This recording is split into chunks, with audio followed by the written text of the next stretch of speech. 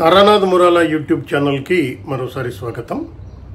National coordination committee of pension associations retired ఉద్యోగుల, కేంద్ర ప్రభుత్వ ఉద్యోగుల అటానమస్ బాడీసు వీళ్ళ సంఘం ఒకటి.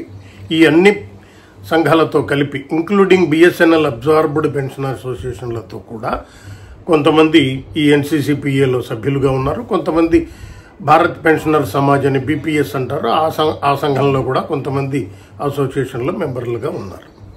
ఈ ఎన్సీసీపీఏ మీటింగు 10/6/2025న న్యూఢిల్లీలో ఒక సమావేశం జరిపి ఏదైతే 29/3/2025న కేంద్ర ప్రభుత్వం ఆర్థిక బిల్లులో భాగంగా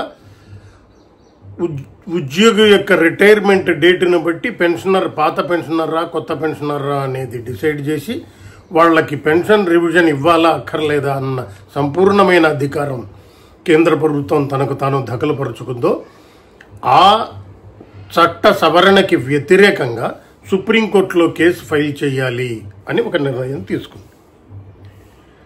అందుకోసం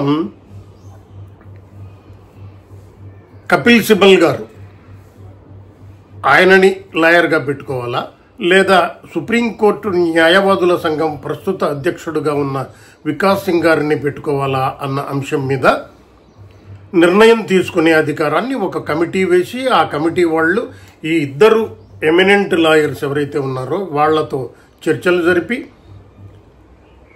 ఆర్థిక వ్యవహారాలు మిగతా అన్నీ కూడా జరిపి దాన్ని ఛాలెంజ్ చేయాలి సుప్రీంకోర్టులో అని చెప్పి ఒక నిర్ణయం తీసుకున్నారు. నిజానికి ఈ case S30 pension associations, S30 case అంటే మీకు తెలుసు, స్కేల్ 30లో ఉన్న సీనియర్ IAS IPS IFS అధికారులు, ఇండియన్ ఫారెస్ట్ సర్వీస్లో ఉన్న అధికారులు, వాళ్ళకి స్కేల్ 28, 29 వాళ్ళకంటే తక్కువ పెన్షన్ వస్తుంది అన్న ఉద్దేశంతో 1/1/2006 నుంచి ఉన్న ఈ అనామలీని సవరించమని కోరుతూ ఢిల్లీ హైకోర్టులో, లోయర్ కోర్టులలో గెలిచారు, ఢిల్లీ హైకోర్టులలో గెలిచారు, కంటెంప్ట్ పిటిషన్ వేశారు. ఆ కంటెంప్ట్ పిటిషన్ మీద అమలు కావటం లేదని సుప్రీంకోర్టుకు కూడా వెళ్లారు. సుప్రీంకోర్టు ఈ కేసులో కోర్టు ధిక్కార కేసుని కంపల్సరీగా అమలు చేయండి, దీని మీద తదుపరి విచారణ ఢిల్లీ హైకోర్టే కొనసాగిస్తుంది, ఈ పిటిషన్ మా దగ్గరికి రావాల్సిన అవసరం లేదు అని చెబుతూ ఈ S30 పెన్షన్ అసోసియేషన్లకి అనుకూలంగా ఒక తీర్పు ఇచ్చిన నేపథ్యంలో కేసు విచారణని ఢిల్లీ హైకోర్టుకు అప్పగిస్తూ ఇచ్చిన నేపథ్యంలో S30 పెన్షన్ అసోసియేషన్ ఆర్థిక బిల్లు చట్టంగా రూపొందిన 29/3/2025న రూపొందించిన తరువాత ఈ పెన్షన్ సవరణ చట్టాన్ని ఛాలెంజ్ చేస్తూ సుప్రీంకోర్టు వేసవి సెలవుల ఆఖరి రోజైన 23/5/2025న ఒక పిటిషన్ ఫైల్ చేసింది. సుప్రీంకోర్టు ఈ పిటిషన్ని యాక్సెప్ట్ చేస్తూ, అనుమతిస్తూ ప్రతివాదులుగా ఉన్న కేంద్ర ప్రభుత్వానికి, ఆర్థిక శాఖకి, ఇటువంటి వాళ్ళందరూ DOPT పర్సనల్ అండ్ ట్రైనింగ్ వాళ్ళకి వీళ్ళందరికీ నోటీసులు జారీ చేసి 22 జూలై 2025కి వాయిదా వేసింది ఈ కేసు. ఇప్పుడు ఏం చేయాలి, ఎవరెవరు ఉండాలి, ఏం కథ అన్న దాని మీద నిర్ణయించిన దాని మీద ఇప్పుడు లేటెస్ట్గా కపిల్ సిబల్ గారిని ఈ కేసులో లాయర్గా నియమిస్తూ ఎన్సీసీపీఏ ఒక నిర్ణయం తీసుకుంది. S30 వాళ్ళ కేసులో వికాస్ సింగ్ గారు S30 అసోసియేషన్ తరఫున లాయర్గా ఉన్నారు. వికాస్ సింగ్ గారు నేను ఇంతకుముందే చెప్పినట్టుగా సుప్రీంకోర్టు న్యాయవాదుల సంఘం అధ్యక్షులుగా ఉన్నారు. అంతకుముందు కపిల్ సిబల్ గారు న్యాయవాదుల సంఘం అధ్యక్షులుగా ఉన్నారు. ఇద్దరు సీనియర్ లాయర్లు, ఎమినెంట్ లాయర్లు. కాబట్టి వీళ్ళిద్దరినీ కోఆర్డినేషన్ ఉంటుంది అన్న ఉద్దేశంతో S30 కేసులో వికాస్ సింగ్ గారు లాయర్గా వాదనలు వినిపిస్తుంటే ఇప్పుడు ఎన్సీసీపీఏ కపిల్ సిబల్ గారిని ఈ కేసులో వాదించడానికి నియమించుకోవాలి అని నిర్ణయించింది.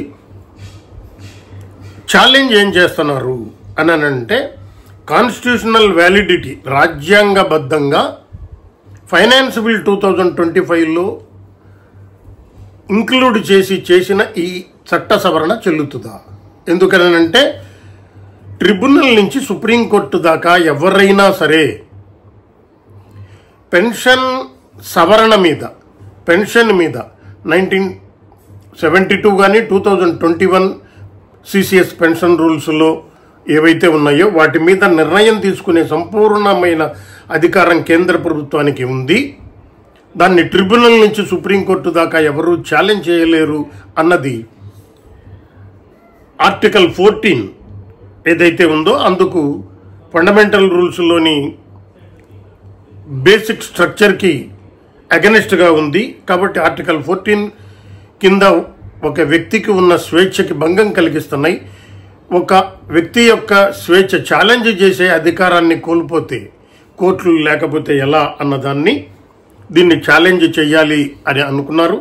రెండో అంశం ఇందులో 1/6/1972 నుంచి ఈ చట్ట సవరణని చేసిన దృష్ట్యా 1982లో ఏదైతే పెన్షనర్ల హక్కుగా భావించే చారిత్రాత్మకమైన రాజ్యాంగ ధర్మాసనం ఇచ్చిన 5 సభ్యుల ధర్మాసనం ఇచ్చిన తీర్పు ఏదైతే ఉందో ఆ తీర్పుని కూడా ఇది ఓవర్ రైడ్ చేసి 1/6/1972 నుంచి ఈ చట్ట సవరణ అమలు తేదీని నిర్ణయించిన దృష్ట్యా, అలాగే కేరళ గవర్నమెంట్ వర్సెస్ కేశవానంద భారతి, ఇది ఒక చారిత్రాత్మకమైన కేసుగా చెప్తారు. ఈ కేసులో 13 మంది సభ్యుల రాజ్యాంగ ధర్మాసనం తీర్పిచ్చింది. ఈ అన్నిటినీ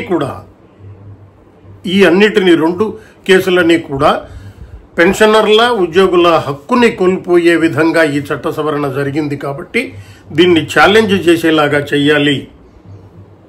కోర్టులో కాన్స్టిట్యూషనల్ వ్యాలిడిటీ ఆఫ్ ది యాక్ట్నే ఛాలెంజ్ చేయాలి అని వీళ్ళు నిర్ణయం తీసుకున్నట్టుగా తెలుస్తోంది. వేసవి సెలవుల అనంతరం ఏదైతే 22/7/2025 S30 కేసులో వాదనలు ఉన్నాయో ఈ లోపల పిటిషన్ ఫైల్ చేయాలని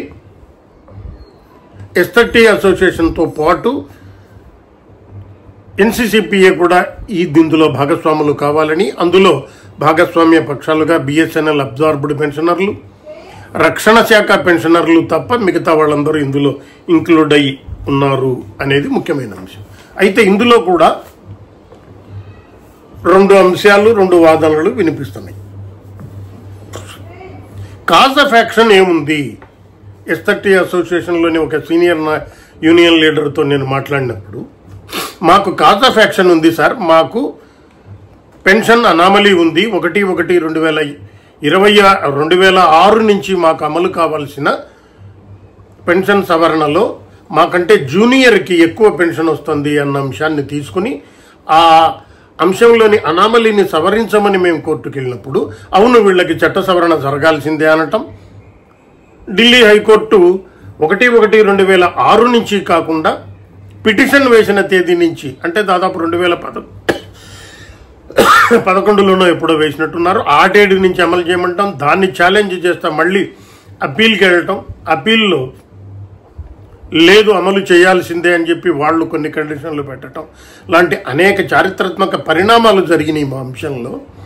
కాబట్టి ఈ అన్యాయాన్ని సవరించడానికి ఒక చట్ట సవరణని, ఆ చట్ట సవరణలో S30 అసోసియేషన్ పేరు మెన్షన్ చేస్తా ఇచ్చారు. కాబట్టి మాకు ఒక కారణం ఉంది మేము ఆ బిల్లుని ఛాలెంజ్ చేయటానికి. మీకేం కారణం ఉంది? ఒకవేళ రేపు 8th CPC టర్మ్స్ ఆఫ్ రెఫరెన్స్లో ఈ అంశం యాడ్ చేస్తే అప్పుడు మీకు యాడ్ చేశారు కదా ఇంకేంటి అని కోర్టు కొట్టేసే అవకాశం ఉంది కదా, మీరు వెళ్ళటం అనవసరమేమో అని కొంతమంది వాదిస్తే, లేదు రాజ్యాంగబద్ధంగా పెన్షనర్లకున్న కొన్ని హక్కులని ప్రభుత్వం తీసివేసే ప్రక్రియ చేసినప్పుడు దాన్ని ఛాలెంజ్ చేయకుండా ఎలా ఉండాలి?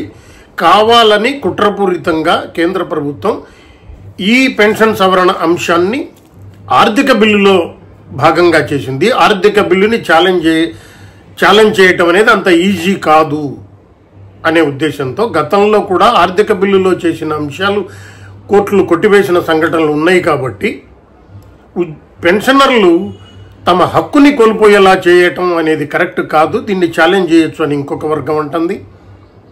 కాబట్టి కాజ్ ఆఫ్ యాక్షన్ మీకు ఏ రకమైన బాధ లేకుండా మీరు పిటిషన్, కాజ్ ఆఫ్ యాక్షన్ అంటే మామూలు ప్రజలకు అర్థం కావటానికి, నీకేం నష్టం జరగలేదు కదా, అమెండ్ చేసుకున్నారు, ఇస్తానని పార్లమెంటులో మేడం చెప్పింది ఆర్థిక మంత్రి, ఇంకా మీకేంటి అనే అవకాశం ఉంటుంది కదా అని ఒక వర్గం.